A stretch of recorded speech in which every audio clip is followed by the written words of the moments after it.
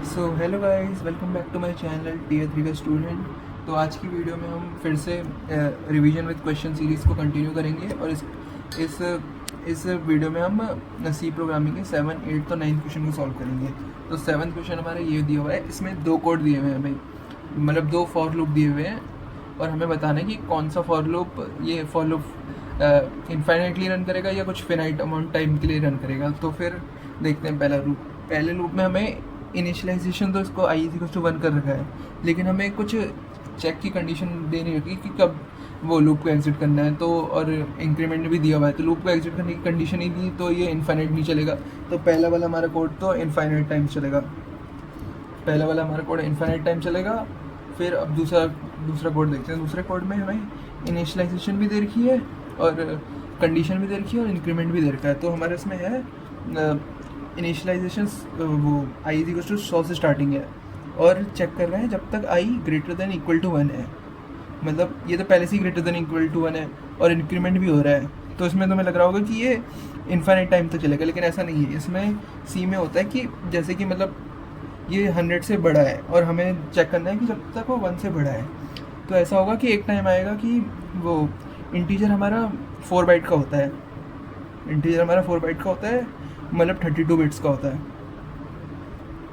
तो एक टाइम आएगा कि ये इंक्रीमेंट होते होते होते पूरे 31 बिट्स जो हैं स्टार्टिंग के ये 1 हो जाएंगे। और वो ये पॉजिटिव इंटीजर है तो फर्स्ट जो एमएसबी होगा इसका मोस्ट सिग्निफिकेंट बिट वो तो 0 होना चाहिए। तो जब इसके पूरे 31 बिट्स, ये सारे के सारे 31 बिट्स 1 हो जाएंगे, फिर नेक्स्ट इंक्रीमेंट करेगा तो ये इसका एमएसबी को इंक्रीमेंट कर देगा, तो एमएसबी 1 हो जाएगी। एमएसबी 1 हो गई तो फिर ये जो पूरा नंबर है ये नेगेटिव हो जाएगा। एमएसबी 1 हो गई तो नंबर नेगेटिव हो जाएगा और नेगेटिव है तो फिर वो आई ग्रेटर देन इक्वल टू वाली कंडीशन को फॉल्स कर देगा, तो ये लूप एग्जिट कर जाएगा। तो ये मतलब चलेगा तो बहुत ज़्यादा, लेकिन कुछ फिनाइट अमाउंट टाइम के लिए चलेगा, इनफाइनाइटली रन नहीं करेगा ये लूप। तो इसका आंसर है हमारा बी हो गया इसका आंसर, कि पहला लूप इनफाइनाइट चलेगा और दूसरा लूप फिनाइट चलेगा। तो बी हमारा आंसर हो गया। चलिए हम नेक्स्ट क्वेश्चन चलते हैं।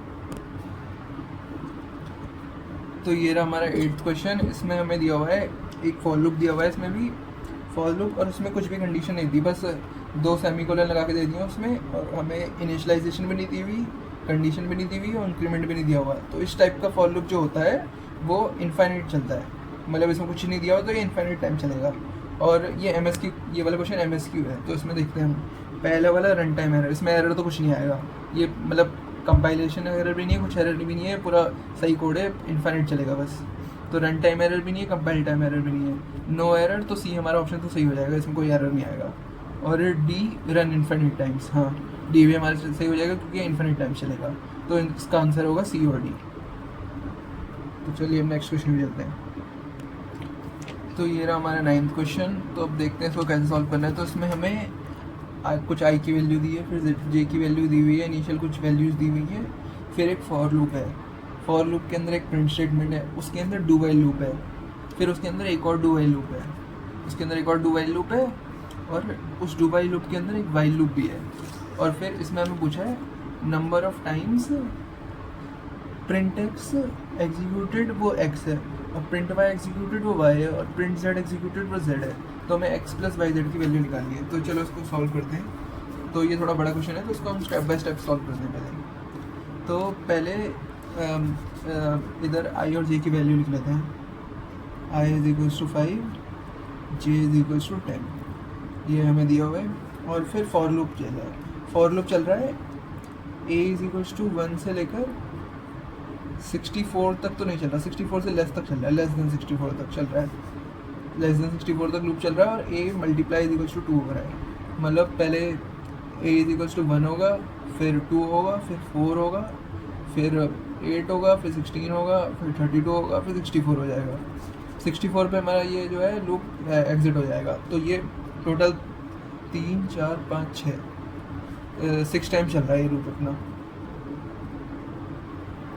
6 टाइम चल रहा है क्योंकि ये 2 की पावर 6 है और 2 का इंक्रीमेंट हो रहा है, 2 की पावर 6 है और 2 का इंक्रीमेंट हो रहा है, 6 वाली टाइम नहीं चल रहा।